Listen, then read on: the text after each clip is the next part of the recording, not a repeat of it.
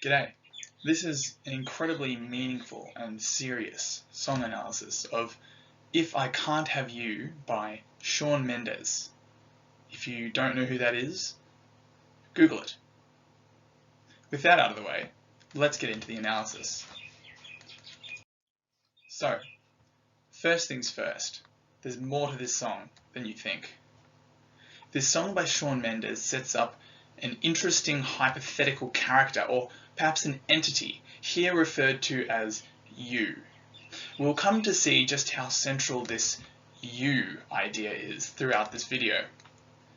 That is, the you idea in this text, not you as used in other texts. So, can't write without you. What does that mean? It's a good question, and we're going to dive deep into the lyrics to see what Mendes is on about. Perhaps it means that he is unable to write a song on any other subject other than some hypothetical close friend or intimate partner who he may be alluding to here. Other scholars promote this interpretation, but I think there's more to it. If we look at the next line, we see a parallel. In two independent situations, let's just get this up. In two independent situations, can't write a song, can't drink, both of which occur independently of potential coercion from an intimate partner or friend. Let's put a sad face there. The focus is still about you. So, can't write one song, can't drink without thinking about you, both times. Considering that both of these activities are likely to be tasks that Mendes engages in somewhat of a regular basis, it's absurd to suggest that this level of coercion is always conveniently present. Surely, there are times when he is able to engage in tasks like writing and drinking, just as I can right now.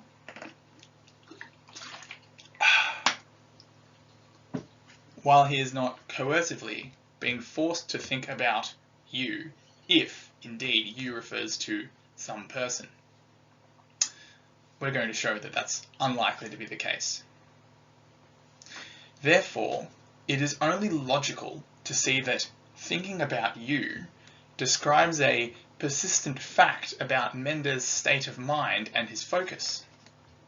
There is a strong juxtaposition drawn between you, let's just circle it, and everything in this song. Let's circle you a few more times. There we go. Now, we can look at that for a second. He is putting up everything, which typically in literature, and in this case, likely refers to everything in existence, everything in the sense of everything he's ever encountered, everything that he finds meaningful or valuable, up against this idea of you. Now, obviously, there'd be a logical contradiction if you referred to a person, since a person would also be within the category of everything, unless the person didn't exist, in which case it would be nonsensical to talk about them. So, just with that covered, we have to consider what this juxtaposition between everything and you really means. So, one of the challenging pinnacles of this text right here is this little thing he's got going here. Everything means nothing if, it's an important word, I can't have you. Everything means nothing if I can't have you. So we now see this you is something that Mendes can attain, something that Mendes can have, grasp, maybe even achieve. Now, when we see everything means nothing, there's a few ways we could approach this. Perhaps he means the word everything takes on the meaning of the word nothing. speaking on a semantic level about the way that words are affected when he does not achieve the mental state of you. Ultimately, this could be a truth claim. He could be truly saying that all things in existence, including all his experiences, all people, all objects, you name it, he could be saying that all of those things take on no meaning in this conditional example if he cannot have you. Now, of course, one of the problems with this statement is that if truly everything means nothing, this song also loses its truth value and meaning, and the very words he is using lose their meaning. And his truth claim then would be self-defeating, which is a logical contradiction once again. So, we have to go deeper. Everything means nothing if I can't have you. What does it mean to have you? Considering that his life is already dominated by a state of thinking about you and focusing on you, having you must describe the fullest attainment of Mendes' lifestyle. This becomes abundantly clear in the next stanza. Mendes throws in a little hook for us. He says, I'm in Toronto. Now, this Toronto reference is like a pronumeral in maths. This is a word that gives us a reference to something bigger and deeper, which in songwriting often you need to do because you only have so much time and so many words. So Mendes throws in this pronumeral, Toronto. It is clear that this view, is a reference to his perspective on his state of being and fulfillment that is laid out in the previous verse. You have to think about the context of this line in this context. I'm in Toronto and I got this view that he's just laid out in the first verse. So Toronto is what he is in, his state of mind, how he's feeling. He feels like I'm in Toronto when he has this frame of mind, this view. Therefore, when he says, I might as well be in a hotel room, we know that this is another location pronumeral that's letting us know about another state of mind in which he might exist. And it's not the ideal Toronto state of mind in which he has you and can do all that he wants, but rather he is languishing in the hotel room state of mind.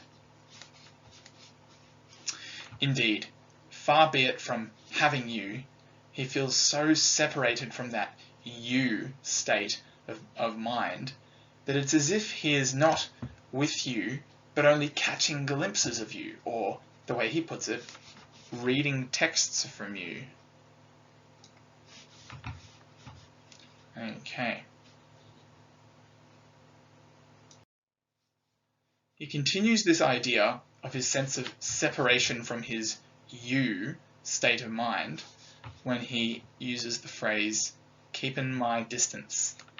He's reinforcing the fact that he is separated, only catching glimpses, only getting texts from this you state of mind he wants to attain. I'm keeping my distance. And he actually here seems to be somewhat humorously having a jab at himself, saying, oh, I'm good at that, aren't I? It's an interesting insertion of humor into this otherwise very serious, very philosophical song. Okay. He goes on to clearly lay it out that you, what does you mean? You are the feeling I'm missing. You here, clearly black and white, refers to a feeling. You are the feeling I'm missing. This may be key to the song. You're the feeling I'm missing. Now, something we have to pay attention to with the hook of this line that we see here is that this is repeated from the previous verse. However, it's approached differently. In this verse, I hate to admit it, which is the following thing, the following phrase, this one here, everything means nothing if I can't have you. That's what it refers to. In this verse, he hates to admit it. It's a truth that he is reluctant to go public with, or a truth that he's reluctant to engage with. However, in the previous verse, he was wondering, is it too late to tell you? As if he wanted to declare everything means nothing but I can't have you, but couldn't. Now that's interesting, because he started off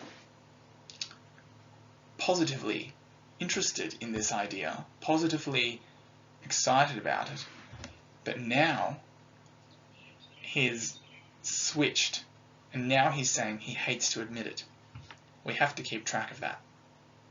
Since I and you best describe two different states of Mendes' frame of mind, we, in the next verse, still talking most naturally, must refer to his internal dialogue. Look at that. I can't move on if we are still going to talk. So, for him to be saying we, us talking naturally, he's clearly here referring to the two different voices of Mendes that he's set up. The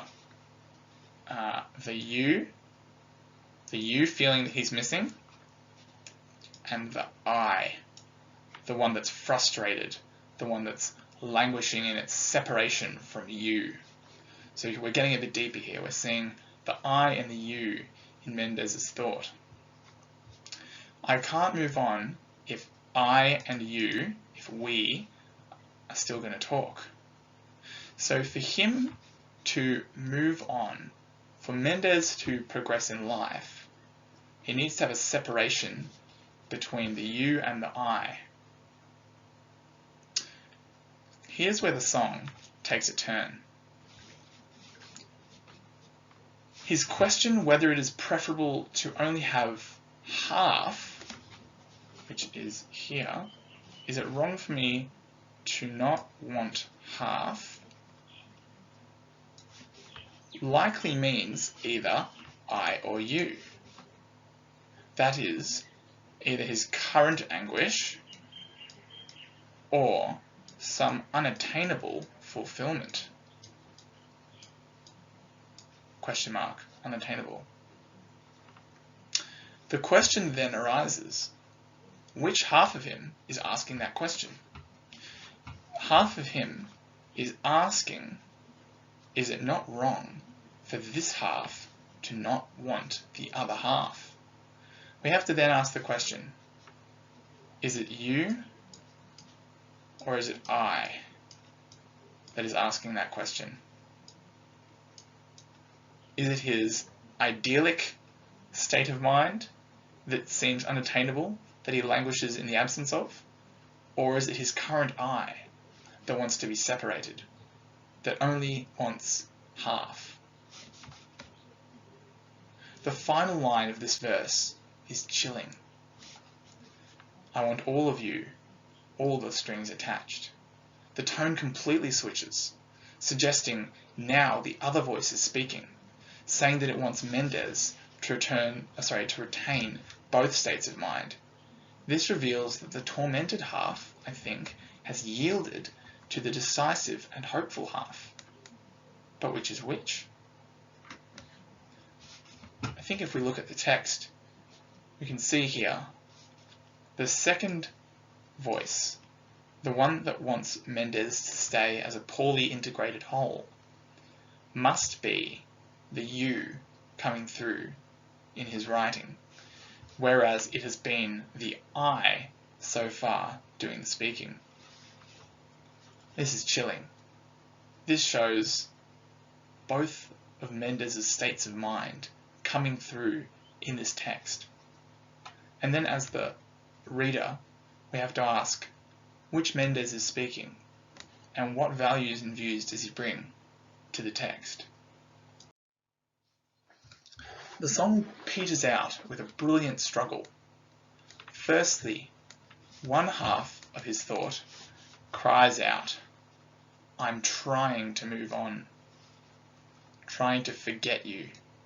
And then it repeats its mantra-like thought that everything means nothing. Everything means nothing. Repeating this illogical, somewhat nonsensical, discordant call that seems reminiscent of that I that is languishing in its discontent and its unfulfillment, and in its desire to be either separated or fulfilled. Furthermore, we can see that this languishing, this desire for separation, trying to move on, which we've seen from the previous verse, moving on consists of separation, is finally defeated. And despite everything, I hold on. Mendes fails to separate his two states of mind, and his other state of mind that desires maybe assimilation, that desires you, that is you, wins. And so we can see here at the end of the song that I think Mendes finally does achieve you. And that's what this song is all about. Mendes' song, If I Can't Have You, is a desperate journey of one of Mendes' two inner voices, seeing if it can separate itself from his other voice, but then eventually giving in and being taken in and defeated. This analysis of Shawn Mendes' song will be the first of many, and I hope you can see that though this is pop trash, that it's actually a very meaningful and very philosophical song, and that the analysis that's been given here definitely reflects Mendes' true intention for how this song should be understood. Thank you. Have a good day.